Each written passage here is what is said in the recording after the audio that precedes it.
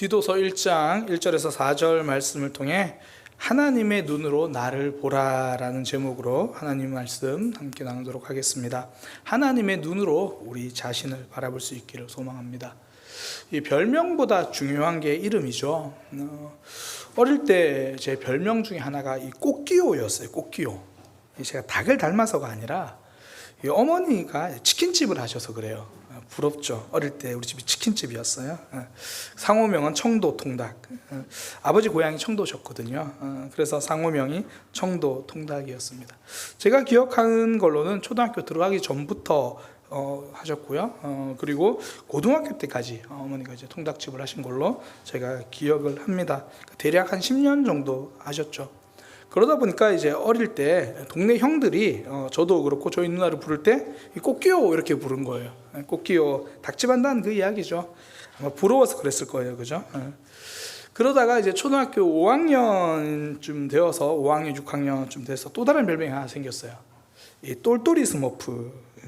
똑똑해서가 아니고 제가 이제 안경을 그때부터 쓰기 시작했거든요. 초등학교 4학년 때로 기억하는데 그때부터 안경을 쓰기 시작했는데 또 아마 분명히 제 성향상 잘 모르는 것도 아는 척 좀 하고 막 그런 좀 얄미운 아이였을 거예요. 청년들은 똘똘이 스머프 알아요? 스머프에 보면 안경 쓰고 그리고 얄밉게 생긴 그 친구가 있어요. 그래서 아마 좀 똘똘이 스머프라고 불렸던 것 같아요. 그러니까 그때마다 상황과 환경, 모습에 따라 별명은 달라지더라고요. 그런데 이름은 달라지지 않습니다. 제 이름은 중간에 하면 달라져서 그런데 그 이름은 달라지지 않습니다. 한자가 오기 되는 바람에 이름이 한번 달라지긴 했지만 원래는 이름이 달라지지 않습니다. 별명은 그때그때 상황에 따라 그 순간 옆에 있는 사람들이 지어주지만 이름은 태어날 때 부모님이 지어주시잖아요. 그러니까 별명은 상황과 모습, 행동 때문이라면 이름은 그 존재 자체를 증명하는 거죠. 사람들이 만약에 지금도 저를 보고 또 다른 의미에서 꽃기호라고 하겠지만 치킨 너무 많이 먹어서 꽃기호라고 불러도 제가 주민등록상에 저를 증명하는 거기에 꽃기호라고 적혀 있지 않아요. 당신 누굽니까? 그러면 주민등록 운전면허증 내면 박명수라고 적혀 있어요. 상황에 따라 바뀌는 별명이 나를 증명하는 게 아닙니다. 나를 있는 그대로 증명해 주는 거 이름이죠. 별명보다 이름이 중요합니다. 그러니까 주변 사람이 붙여주는 별명 말고 부모님이 지어주신 이름이요. 성도에게는 하나님이 지어주신 이름이 중요하다는 거예요. 오늘 성경에서는 바울이 자기 자신을 이렇게 소개해요. 하나님의 종입니다. 그리고 예수 그리스도의 사도입니다. 그러니까 나는 하나님의 종입니다. 나는 예수 그리스도의 사도입니다. 이건 바울이 자칭 스스로 그렇게 말하는 게 아니고 하나님이 바울을 그렇게 불러주셨잖아요.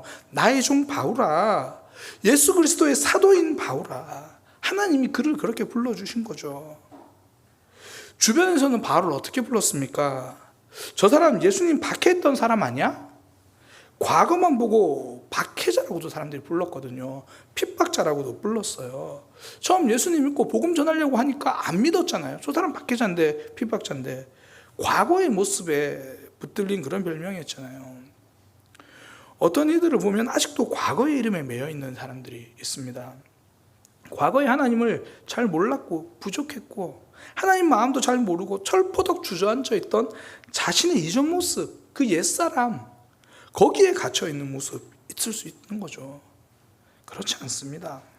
하나님은 우리를 옛사람이라고 말하지 않아요. 새로운 피조물이라고 이야기하는 겁니다. 이런 모습인데도요. 네, 그런 모습이기 때문에요. 오늘 저도 첫 번째 찬양 전사님께 그 제목만 받았는데 찬양이 정말 제일 처음에는 오늘 찬양이 되게 무겁다. 믿음과 삶을 살아내는 실력이 너무나 다른 그런데 그런 내 모습도 하나님이 사랑해 주시잖아요. 그런 모습이니까. 말씀대로 못 살아도 말씀을 듣고 있잖아요. 말씀이 들려지잖아요. 예배하려고 몸부림치고 있죠. 그러니 우리는 새로운 피조물입니다. 과거의 이름에 매여 있을 필요가 없는 거죠. 삭개오에 대해서 제가 자주 드리는 말씀 중에 하나죠. 사람들은 그를 세리장이라고 불렀을 거예요. 저 나쁜 놈, 뭐 세리 녀석, 세리놈, 뭐 그렇게 불렀을 거예요. 근데 예수님은 이름 불러요. 삭개오야. 이름 뜻 순수하다, 깨끗하다. 삭개오는 과거의 이름에 더 이상 매이지 않죠. 이제 저는 빼앗는 사람이 아닙니다. 저 나누어 주는 사람입니다. 저 괴롭힌 사람 아닙니다. 이제 도와주는 사람입니다. 나누어 주겠습니다. 넉넉하게 갚아주겠습니다. 새로운 모습으로 살겠습니다. 그러니 예수님이 다른 사람들에게 다 들으라고 선포해 주시잖아요. 오늘 구원이 이 집에 이르렀으니 이 사람도 아브라함의 자손이다. 과거에 사람들이 붙여진 이름으로 보지 마라. 아브라함의 자손, 하나님의 백성이라는 뜻이죠. 약속의 자녀라는 뜻이잖아요. 바울은 간증할 때는 자신의 이전 박해자의 모습을 이야기하지만 지금은 박해자 핍박자라는 이름에 갇혀있지 않는 거죠. 사람들이 나를 뭐라고 하는 거기에 갇혀있는 게 아니죠. 또 어떨 때는 사람들이 바울이 복음을 전하니까 이렇게 말해요. 이 사람은 세상을 혼란시키는 사람이다. 우리가 사도행전 함께 살펴봤잖아요. 천하를 어지럽게 하는 사람이다. 사람들에게 안 좋은 생각을 주입시키는 전염병 같은 사람, 이 병균 덩어리다, 뭐 그렇게 말하는 거예요. 자신에게 불편하니까, 그러니까 불만을 붙여가지고 평가하는 거죠. 바울은 거기도 흔들리지 않았습니다. 천하를 혼란시키지 않았습니다. 생명을 전한 겁니다. 살 길을 알려준 거예요. 전염병 같은 이상한 생각이 아니라 하나님이 모세와 선지자를 통해서 이미 말씀하셨던 약속입니다. 그 약속의 성취인 메시아를, 그리스도를 전한 것뿐입니다. 그 얘기를 하잖아요. 우리도 직장에서나 주변에서 자신들 편한 대로 우리를 판단하고 평가하고 그럴 때 그런 경우 있잖아요. 또 그런 사람들 만날 때가 있죠. 뭐 그런 거죠. 내가 불편하니까 너 좀 적당히 해라. 뭐 난 이게 맞다고 생각하니까 너도 좀 인정해라. 뭐 주변에서 압박할 때가 있죠. 바울은 그들의 말에 집중하지 않았습니다. 나는 이단 괴수가 아니다. 전염병이 아니다. 하나님의 종이고 예수 그리스도의 사도다. 성도는요, 세상의 눈으로 나를 보지 않습니다. 과거에 사로잡힌 채 나를 보지 않습니다. 하나님의 눈으로 나를 보는 거예요. 하나님이 불러주시는 이름으로 나 자신을 이해하는 겁니다. 바울은 자신을 어떻게 고백합니까? 먼저는 하나님의 종이고 또 하나는 예수 그리스도의 사도죠. 하나님이 자신을 하나님의 종으로 불러주셨다는 것, 그리고 예수 그리스도의 사도로 불러주셨다는 것, 그거 고백하잖아요. 이것이 우리를 보고 계신 하나님의 눈이에요. 우리를 불러주신 하나님이 우리에게 붙여주신 이름입니다. 우리를 향해서 뭐 때로는 하나님의 자녀라고도 하시죠. 하나님의 백성이라고도 하시고 뭐 성도라고도 하고 또 뭐 양이라고도 불러주시죠. 오늘은 그 중에서 하나님의 종 그리고 예수 그리스도의 사도, 이 두 가지를 좀 살펴보려고 하는 거예요. 먼저 이거 좀 신학적인 이야기를 조금 해야 됩니다. 좀 딱딱한데요. 신학적인 이야기부터 할게요. 누가 하나님의 종입니까? 목사님, 뭐 선교사님, 신학교 교수님, 그들이 하나님의 종인가요? 그들만 하나님의 종인가요? 그렇지 않습니다.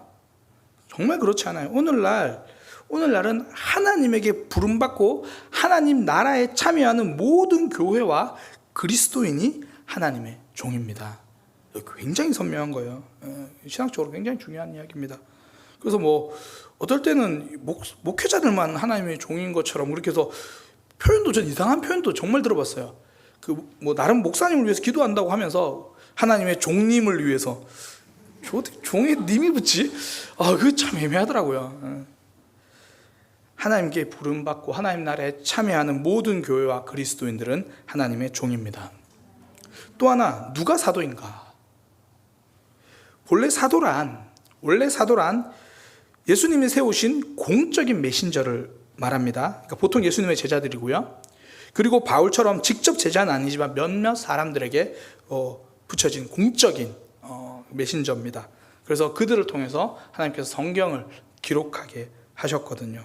그러니까 그들이 예수님을 대표해서 예수님이 생전에 하신 일들과 말씀을 증언하고 가르치고 그 계시를 남긴 그런 사람입니다.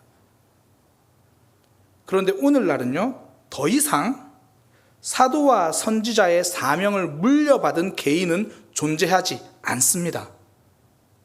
특별한 개인에게 아직도 하나님이 직접적인 계시가 주어지거나 그 사람에게만 전해지는 말씀이 있다고 주장하면 그것이 이단입니다. 그러니까 오늘날 내가 사도다라고 말하는 사람은 이단입니다. 이거는 명백한 신학적인 겁니다. 이단이에요. 이제는 교회가 사도와 선지자에게 주신 말씀의 터 위에서 세움 받아서 그 복음을 증거하고 말씀을 전하는 사명을 이어가게 하셨습니다. 따라서 모든 교회가 사도적 교회예요. 사도적 교회. 그러니까 특별한 권위라는 의미에서 사도적이라는 게 아니라 사명을 이어받은 하나님의 교회가 있다라는 거예요. 그러니까 따라서 모든 성도가 예수님과 복음을 증거하는 역할이라는 측면에서 사도적입니다. 이것도 굉장히 사실 이런 단어는 조심해야 돼요. 사도입니다. 그러면 제가 이단이 되는 거니까 사도적입니다. 그러니까 그 사명을 가지고 있다는 의미에서 좀 신학적인 이야기지만 이걸 짚고 넘어가야 돼서 중요한 이야기입니다.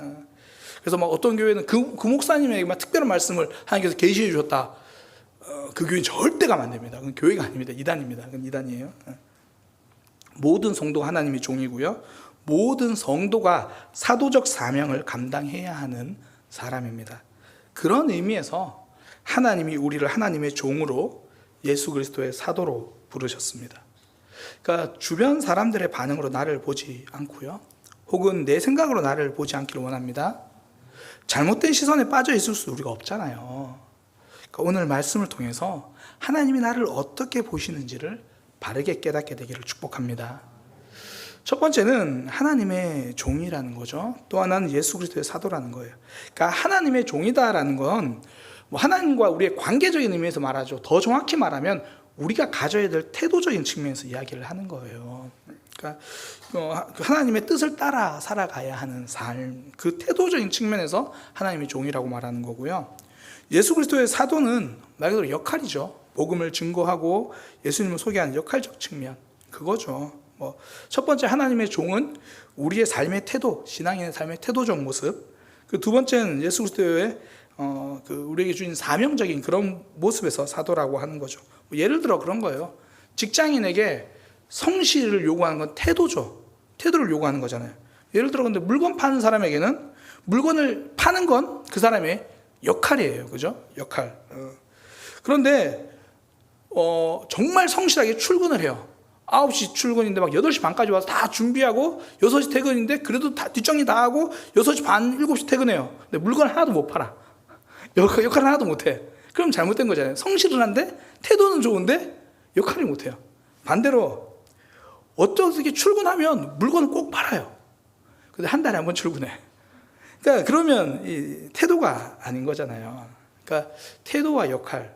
그러니까 우리가 하나님의 종이다라는 것은 하나님께서 우리에게 원하시는 태도라는 거예요. 이 땅에 순종하는 사람이 아니라 하나님께 순종하는 사람이라는 거죠.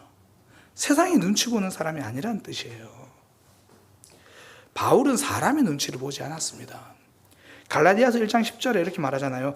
이제 내가 사람에게 좋게 하랴 하나님에게 좋게 하랴 사람들에게 기쁨을 구하랴 내가 지금까지 사람들의 기쁨을 구했다면 그리스도의 종이 아니니라 선명하게 이야기를 하죠.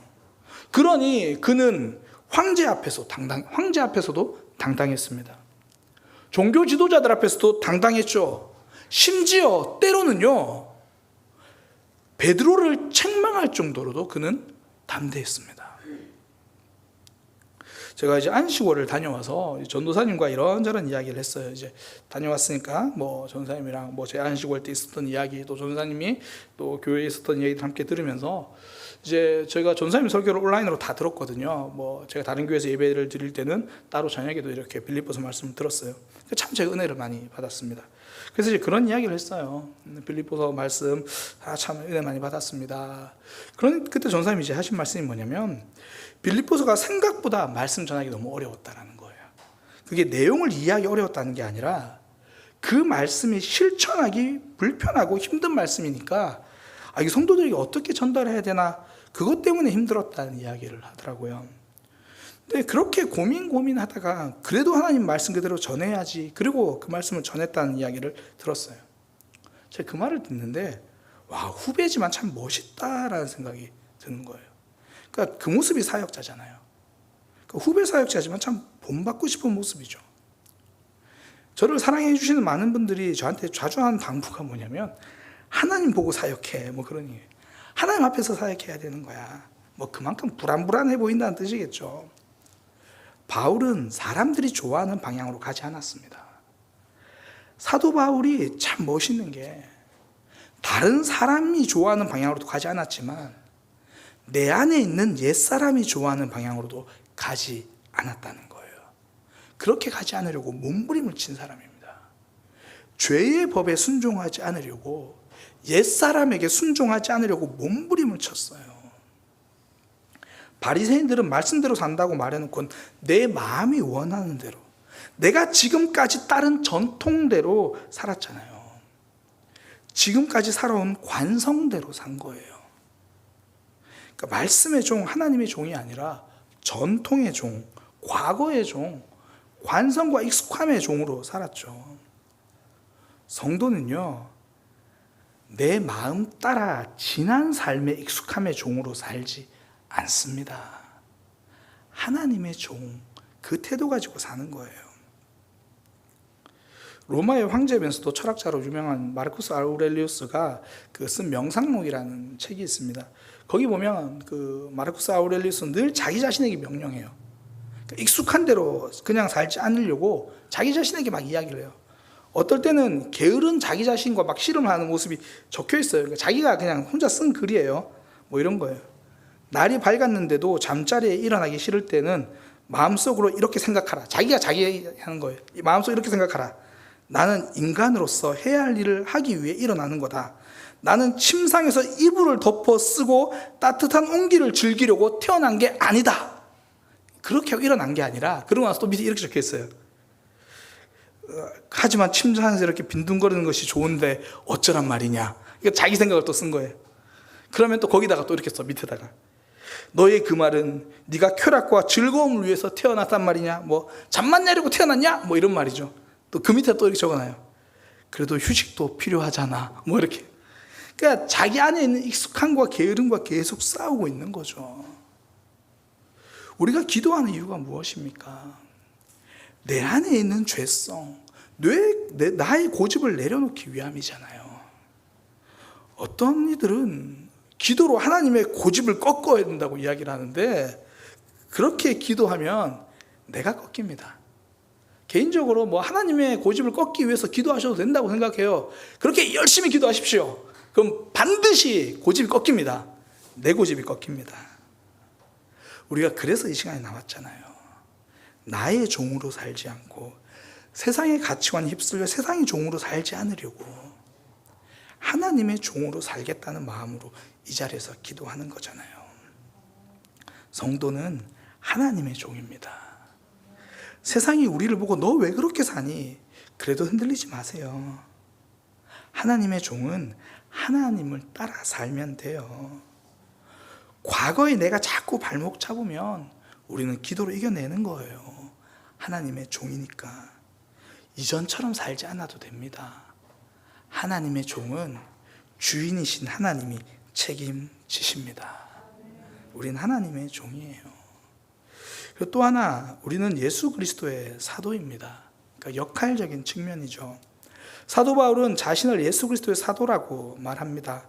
그러면서 자신의 역할이 하나님의 백성들을 믿음을 인도하고 이 경건에 속한 진리의 지식을 전하는 거다. 또 뭐 뒤에 보면 이제 전도하는 거다 이야기를 하거든요.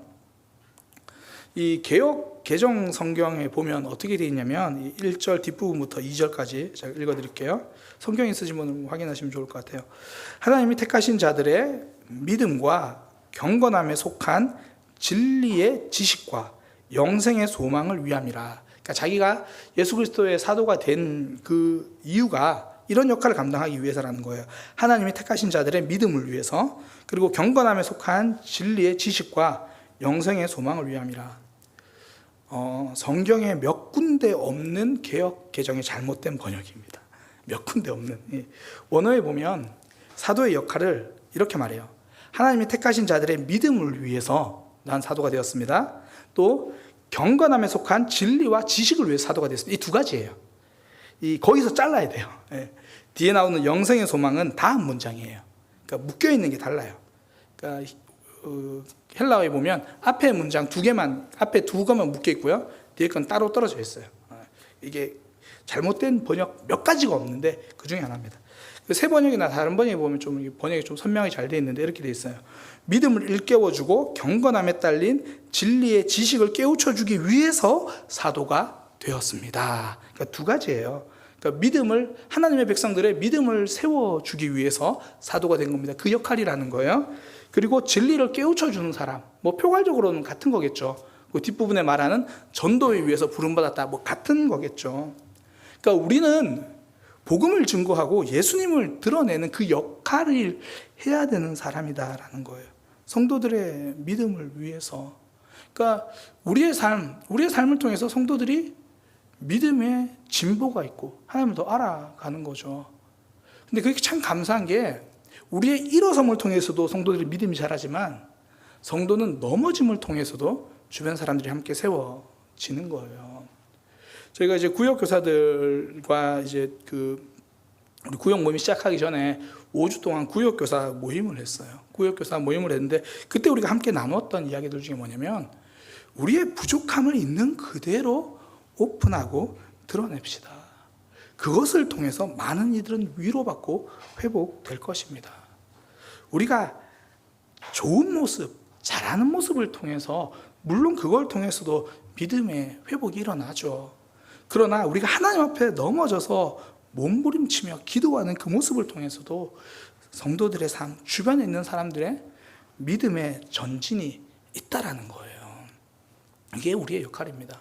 그러니까 성도의 역할은 하나님 앞에서 바르게 서는 것으로 혹은 하나님 앞에서 넘어져서 기도하는 모습을 통해서도 사도적 역할, 믿음을 세워가는 역할을 하는 거예요. 그게 바로 이 경건함에 속한 진리의 지식이에요. 그러니까 진리의 지식인데 경건함에 속해 있대요. 어떤 의미냐면 우리의 경건한 삶 속에 속해 있는 진리와 지식이라는 거예요.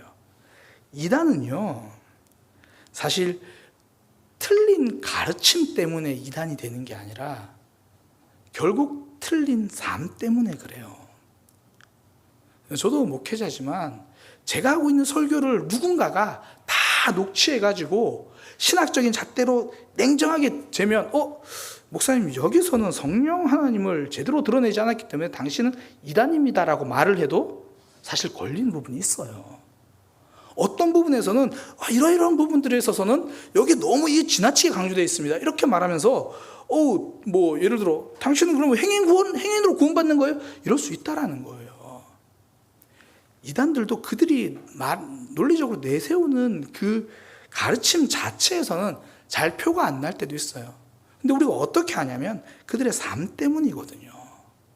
결국은 그들의 삶을 보면 뭐 막 섬기고 사랑하는 것처럼 해요. 어떻게든 그 사람을 데리고 와서 뭐 하려고 하냐면 결국 자기들에게 속박시키는 거죠. 실제로 신천지에서 내린 지령들이 많이 퍼졌잖아요. 사회적으로 지위가 좋은 사람들을 전도하라. 그러니까 그러면서 섬기고 그런 모습들. 그러니까 얼른 보면 사랑이 많은데 사랑이 많은 게 아니라 전략적으로 사람들을 속박시키려고 하는 거죠. 이단이 진리가 아닌 건 그 삶 때문이에요. 사랑도 무엇도 다 도구가 되어서 결국 입마이 포켓하려고 하는 거잖아요. 나의 세를 불리기 위함이죠. 경건함에 속한 진리가 아니라는 거예요.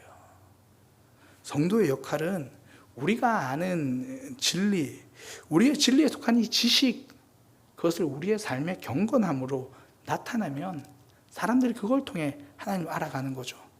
그래서 하나님은 우리에게 산 제사를 받으시길 원한다고 말씀하시잖아요. 산 제사, 우리의 삶으로. 하나님은 우리의 삶을 제사로 예배로 받으신다는 거예요. 성도 하나님이 우리에게 말씀하시는 것, 너의 삶을 내가 사용하겠다. 때로는 우리의 넘어짐도, 우리의 일어섬도 하나님 앞에 그 역할을 감당할 수 있는 모습이 되는 거죠. 저는 우리의 삶이 그렇게 하나님께서 귀하게 보시는 통로라는 것을 함께 기억하기를 소망합니다. 우리의 숨 쉬는 것과 앉고 일어섬은 결국 복음의 통로가 되는 거예요. 우리를 통해 누군가는 하나님을 알아가게 될 거고요. 우리의 삶을 통해 누군가는 하나님께 기도하게 될 겁니다. 성도는 그 역할이에요. 오늘 나의 하루의 삶이 시시하지 않다라는 겁니다. 하나님께서 우리를 그런 역할로 불러주셨습니다. 우리의 삶을 통해 앉고 일어섬과 심지어 넘어짐을 통해도 하나님을 드러내는 삶이 되기를 축복합니다. 하나님의 눈으로 나 자신을 보기를 원합니다. 오늘 두 가지 함께 살펴보았는데요. 난 하나님의 종이다. 나는 하나님을 따르겠다.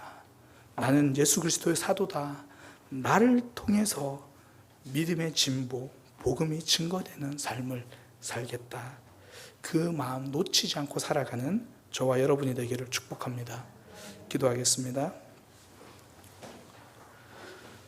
하나님, 우리의 삶, 하나님이 보시는 모습으로 나를 다시 한번 살펴보게 하여 주옵소서.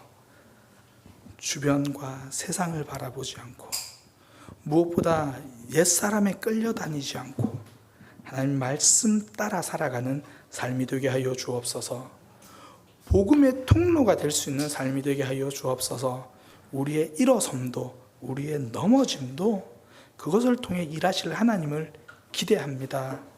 주님, 하나님의 눈으로 내 삶을 보게 하여 주옵소서. 예수님의 이름으로 기도드립니다.